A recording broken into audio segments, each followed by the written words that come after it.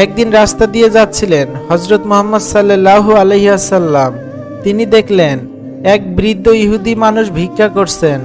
রাসূল সাল্লাল্লাহু আলাইহি ওয়াসাল্লাম কাছে গিয়ে জিজ্ঞেস করলেন, আপনি কেন ভিক্ষা করছেন? বৃদ্ধ কাঁদতে কাঁদতে বললেন, যখন আমি তরুণ ছিলাম কাজ করতাম, এখন বুড়ো হয়ে গেছি, কাজ করতে পারি না, তাই ভিক্ষা করি। এই কথা শুনে রাসূল সাল্লাল্লাহু আলাইহি সাল্লাম খুব কষ্ট পেলেন। তিনি বললেন, যখন সে যুবক ছিল তখন আমরা তার থেকে কর নিয়েছি, এখন সে দুর্বল, তাকে আমরা ফেলে রাখতে পারি না। তারপর তিনি নির্দেশ দিলেন যেন রাষ্ট্রীয় কোষাগার থেকে সেই বৃদ্ধকে নিয়মিত ভাতা দেওয়া হয়।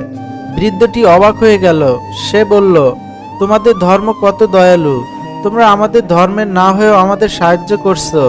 এই ঘটনার মাধ্যমে মানুষ বুঝেছিল ইসলাম শুধু মুসলমানদের জন্য নয়, বরং সব মানুষের জন্য দয়া ও ন্যায়ের শিক্ষা দেয়।